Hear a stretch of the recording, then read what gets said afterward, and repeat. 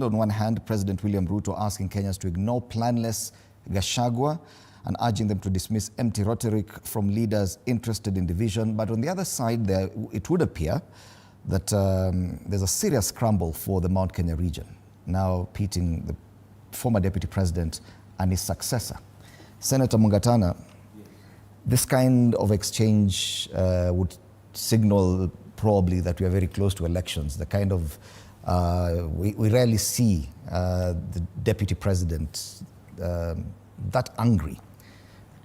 Yet it's 2 years away. Do you feel confident enough that we can sustain this kind of political heat for the next 2 years? Maybe just to answer you directly, yes. Kenya is a very unique country. I mean, I was in Arusha about a week ago. They are going to face elections at the end of this year. And nothing, unaona tu.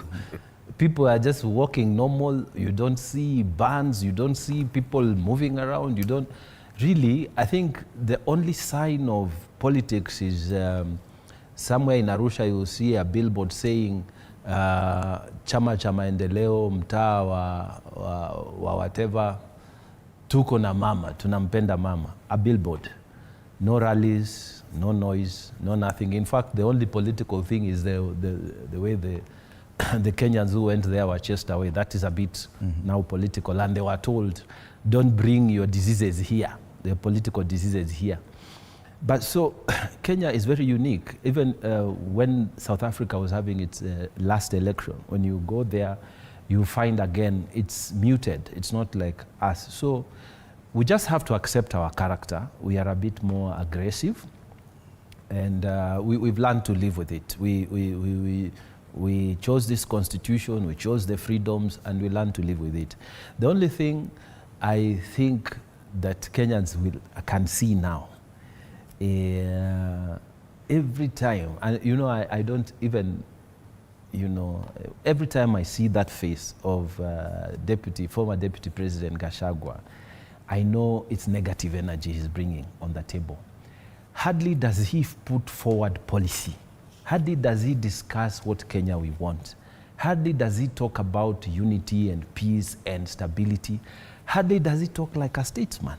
You know, he's got so much bile, I mean, such bitterness inside his heart. I don't know, you know, I would never vote for a guy like that.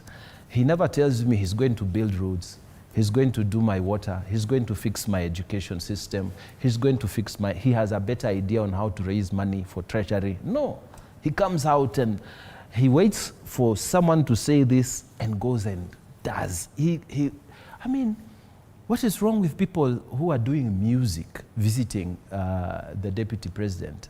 What is wrong with people who are, you know, women in business or whatever, people visiting the deputy president?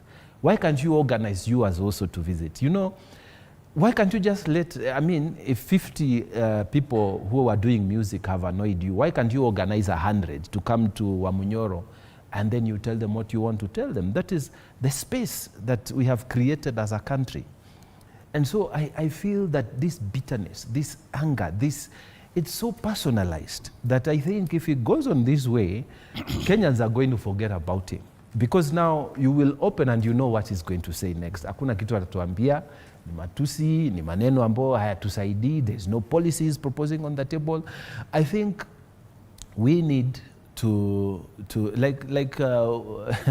like we say in Kiswahili, that you know, over time mtu anajikaranga na mafuta yake mwenyewe. Right. It is sad that you have now a national platform. You have now a political party. What is a political party supposed to do? You are supposed to propose alternative policies, alternative positions, and pursue those positions. That is what is called mature democracy. You cannot see people who have been in politics for years, like you know, some of our political leaders in different political parties, being so vengeful, so full of bile, so full of bitterness coming out, even against you know, ordinary voters like musicians. I mean, why? Why can't you just come and say, this is what I believe, this is wrong, the government is wrong, let's do it this way. So from where I sit, I think that let us have political competition, but let us have something we can talk about, not this bile and bitterness and vengefulness that is coming from the former deputy president. And if we